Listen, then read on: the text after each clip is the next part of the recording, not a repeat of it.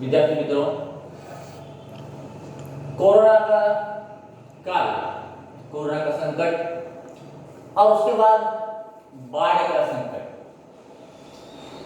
इन दोनों संकटों से पार होकर अब हमारे जीवन नौका थोड़ी थोड़ी अच्छी तरह से चल रही है। जीवन यापन जो है, घर का काम, घर का कारोबार अब धीरे धीरे शुरू हो गया है। आपने अपने घर की साफ सफाई भी की होगी, अगर आपके घर में पानी आया हो तो। हमने भी स्कूल की पूरी साफ सफाई की, ऑफिस में, स्टाफ रूम में, कक्षाओं में पानी भर गया था।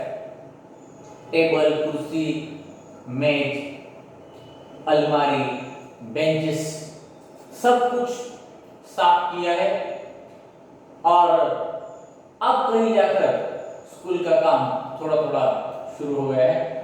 तो हम भी आइए अध्ययन अध्यापन की प्रक्रिया जो है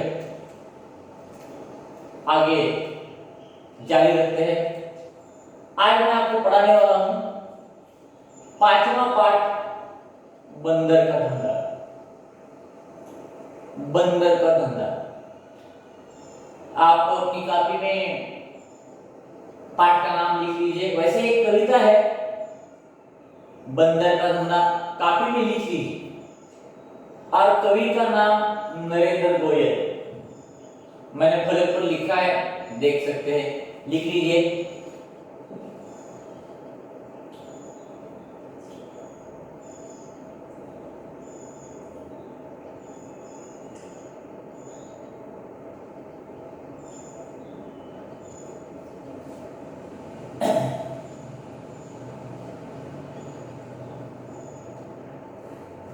लिखा। कविता का नाम, कवि का नाम भी लिखिए, नरेंद्र गोयल।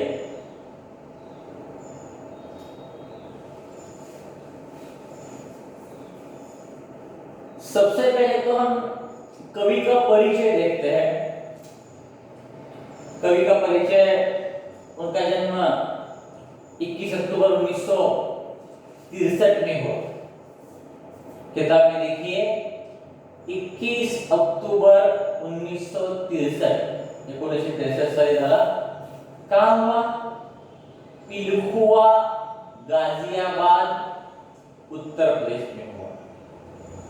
पिलखुआ, गाजियाबाद, ये ठिकान, स्थान कहाँ है? उत्तर प्रदेश। उनकी रचनाएं, मतलब उन्होंने लिखे हुए किताबें हैं गीतमाला, गीत सागर, गीत गंगा, झूला झूले, ची ची चिड़िया आदि उनकी किताबें हैं। किताब फलक पर जो लिखा है,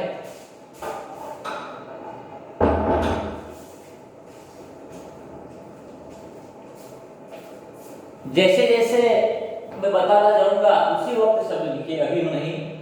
फलक पर जो शब्द है अभी मत लिखिए, जैसे मैं बताता जाऊंगा तभी लिखिए। अब कवि का परिचय देखते हैं।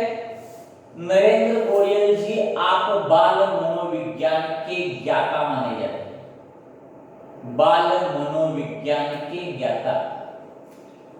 बाल मानसशास्त्राचं ज्ञान नरेंद्र गोयल यांना आहे। लहान मुलांशी कसं बोलावं, कसं वागावं, त्यांना समजावून कसं सांगावं, एखादी गोष्ट समजावून कशी सांगावी, त्यांच्या मनामध्ये कसे विचार येतात, स्पष्टीकरण कसं द्यावं, जर ते रुसली असतील तर त्यांचा रुसवा कसा करावा, या संदर्भात ज्ञान त्यांना आहे। त्याला बाल मानसशास्त्र म्हणतात। म्हणजे हिंदीमध्ये बाल मनोविज्ञान। और वो बाल मनोविज्ञान गोयल जी को अच्छी तरह से ज्ञात है। आपने बालोपयोगी बहुत सारी रचनाएं हिंदी जगत को दी।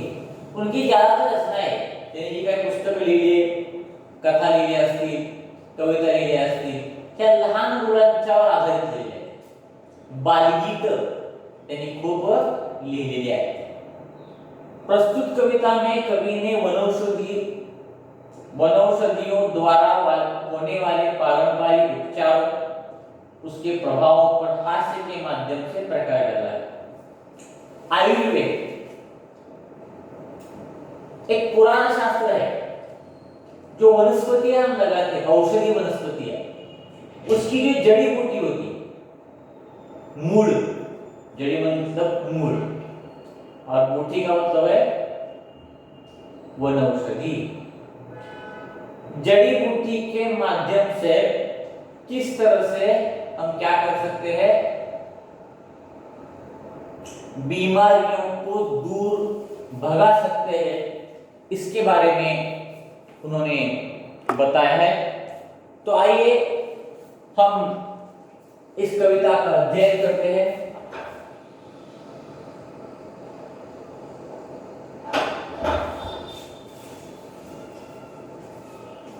मैं कविता की ओर बढ़ता हूं, ठीक है। हाथ लगा बंदर के एक दिन, टूटा फूटा आला। बंदर आपको मालूम है इधर उधर कूदता है, इस पेड़ से उस पेड़ पर उछलता है, कूदता है। तो उछल कूद करते करते उसके हाथ में आला लग गया।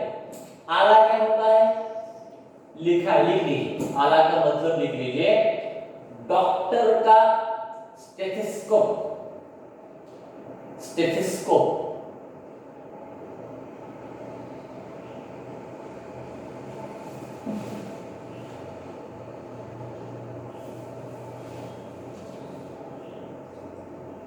स्टेथोस्कोप जानते हैं आप? स्टेथोस्कोप क्या होता है? जब आप बीमार पड़ते हो, डॉक्टर के पास जाते हो, ठीक तरह से लिखिए, देखकर लिखिए, स्टेथोस्कोप। जब आप बीमार पड़ते हैं, डॉक्टर के पास जाते हैं, तो डॉक्टर कान में स्टेथोस्कोप लगाते हैं और फिर इस तरह से ये जोड़ा हुआ होता है यहाँ, और फिर आपकी छाती पर स्टेथोस्कोप लगाकर जांचते हैं, तपासनी करता, उसे स्टेथोस्कोप कहते हैं। उसी को हिंदी में आला कहते हैं। तो बंदर को एक कहीं टूटा फूटा आला लग गया, उसके हाथ में स्टेथोस्कोप लग गया।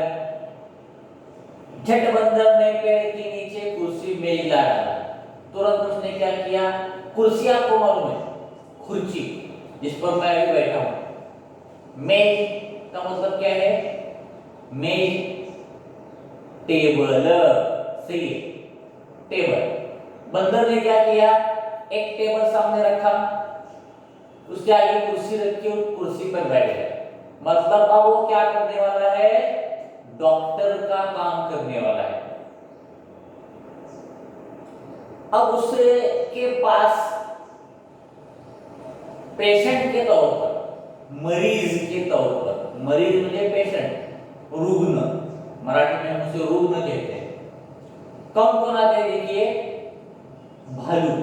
भालू, भालू का मतलब क्या है, असुर। असुर देखा है आपने, असुर काला होता है। भालू आकर बोला, मुझको खांसी और जुकाम। भालू की परेशानी क्या थी, उसे खांसी थी। खांसी का मतलब तो आप जानते हैं, खोखला, खोखला। और जुकाम का मतलब क्या है, सर्दी। जब पानी में भीगते हैं, बारिश में भीगते हैं, तो जुकाम हो जाता है। तो भालू को खांसी भी थी, जुकाम भी था। अस्वलाला खोखला आणि सर्दी झाली होती। तो भालू ने कहा, मुझे खांसी और जुकाम हो गया है। बंदर बोला, तुलसी पत्ते पीपल की जड़ था। तो बंदर ने उपाय बताया, तुलसी के पत्ते, तुळशीची पानं, और पीपल मतलब पिंपळाचं झाड, पिंपळाचं पान, पीपल के पत्ते, इसकी जड़ थाम। जड़ मतलब मूळ, पिंपळाच्या पानाचे मूळ, थामना मतलब पकड़ना। अब यहां थामना का मतलब क्या है? पीपल के पत्ते या पीपल की जड़ और तुलसी के पत्ते, इस वनौषधियों के द्वारा खांसी जुकाम गायब हो सकता है। किस तरह से गायब हो सकता है?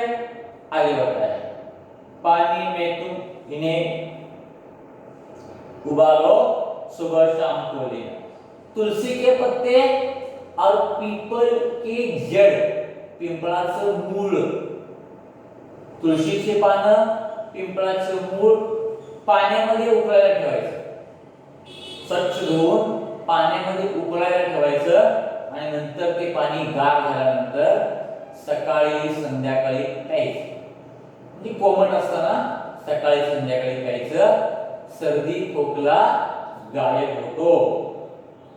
सुबह शाम को लेना.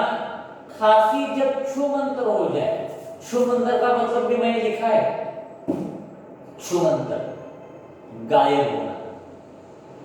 छोटा बच्चा जब रोता है दर्द के मारे, वो कहता है मेरा हाथ दुख रहा है, पांव दुख रहा है, तो हम उसे समझाने के लिए कहते हैं छू मंत्र. अल्लाह मंत्र, कोला मंत्र, छू मतलब तुम्हारा दर्द अब क्या होगा? गायब होगा.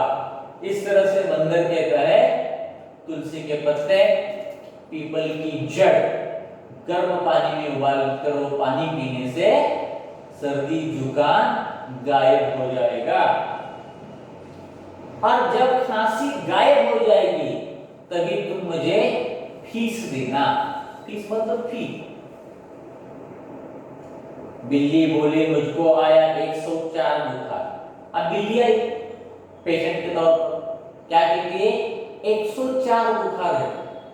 बुखार जास्त है बोल रहे आप, तापमापी के जरिए बुखार जास्त है, या तो मुंह में या यहाँ लगा कर रखते हैं डॉक्टर, और बुखार जास्त है. 100 से कम हो तो कम बुखार, 100 से ज्यादा हो तो ज्यादा बुखार. बिल्ली को तो 104 बुखार है. मैं शिकार पर कैसे जाऊं जल्दी से उठा. अब बिल्ली को शिकार करनी है चूहों की, तो वो कहती मुझे बुखार है, कैसे जाऊं, जल्दी से इस बुखार को कम करो. बंदर बोला रस गिलोय का 3 बार तुम पीना. गिलोय का मतलब मैंने लिखा है गुळवेल, की एक वनस्पती आहे, खूपच औषधी वनस्पती, उपयोगी वनस्पती आहे. रामदेव बाबा त्या गिलोयबद्दल नेहमी सांगत असतात, त्याचे फायदे तोटे.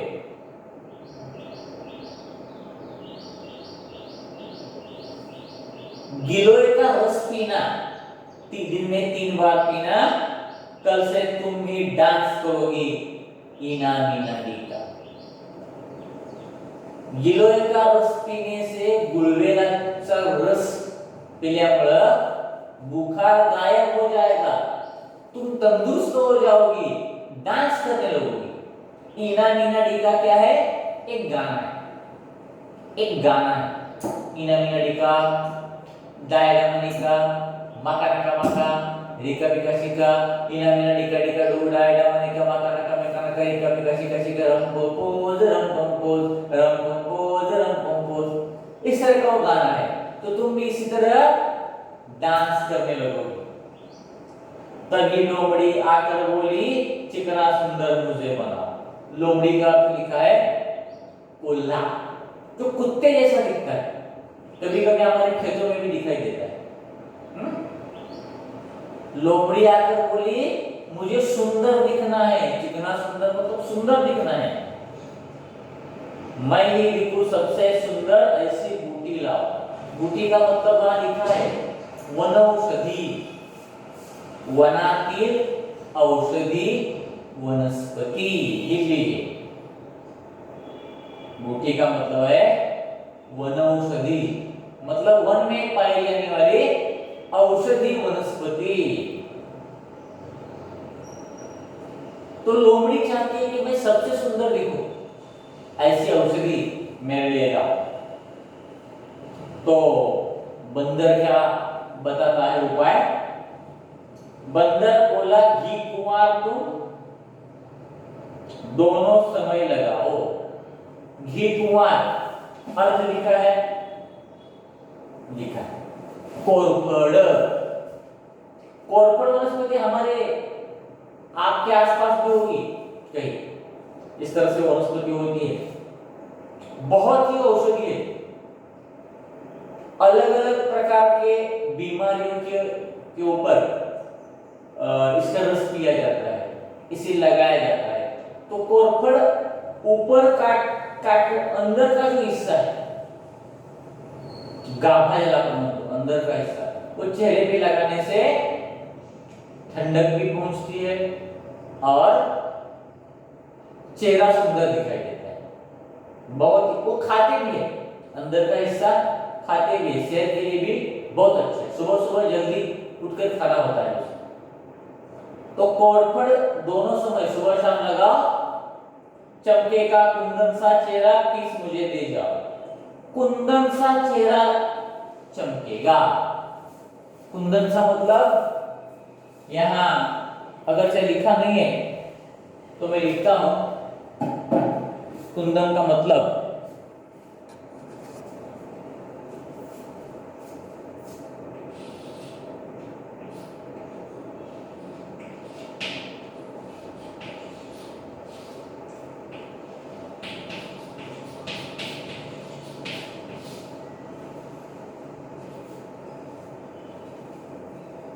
कुंदन का मतलब है सोना, सो जाना नहीं, सोना। सोने जैसा तुम्हारा चेहरा सुंदर दिखाई देगा, चमकेगा घी कुंवर लगाने से, कोरफड लगाने से। फिर फीस मुझे दे जाओ। चेहरा चमकने के बाद मुझे फी दे, पैसे दे। चल निकला बंदर का धंधा, अब वो बोझ बनाता। चल निकला मतलब चलने लगा, बहुत सारे पेशेंट उसके पास आने लगे, अच्छा धंधा उसका चलने लगा डॉक्टर का। अब वो मौज से रहता था, अच्छी अच्छी जड़ी बूटियां जंगल से वो लाता, अच्छी अच्छी जड़ी बूटियां लाता था, वनौषधि लाता था, औषधि वनस्पतियां लाता था और पेशेंट को देता था। ठीक है, इसी के साथ ये कविता पूरी हो गई है। शब्दों के अर्थ लिख लीजिए। अब इस पर प्रश्न नहीं पूछे, मैं आपको क्या करूंगा, ये जो टेलीस्कोप, ये जो गिलो है, घी कुंवर, इसके चित्र या वीडियो आपको भेजूंगा, वो भी आप देख लीजिए कि वनस्पति होती क्या है, किस तरह से वनस्पति होती है, ये आप देख लीजिए ताकि आपको जानकारी हो। और अगर इस पर प्रश्न मिले तो मैं आपको प्रश्न भी भेजूंगा, वो भी प्रश्न आप क्या कीजिए, उसके उत्तर लिखिए। और सेतु अभ्यासक्रम घटक कसौटी क्रमांक 1, घटक कसौटी क्रमांक 2, उसके उत्तर लिखकर कॉपी में भी लिखिए, कागज पर भी लिखिए और स्कूल में मेरे पास जमा कर रहे हैं। कुछ छात्रों ने जमा भी किए, कुछ छात्रों ने जमा किए हैं, कुछ छात्रों ने अभी नहीं किए, तो ये जमा करें। पोषण आहार कल ही छात्र कुछ लेकर गए, लेकिन कुछ छात्र रह गए, तो कल आकर पोषण आहार लेकर जाइए। ठीक है, अगली राशिका के वक्त हम एक आध पाठ या व्याकरण का हिस्सा ले लेंगे। तब तक धन्यवाद।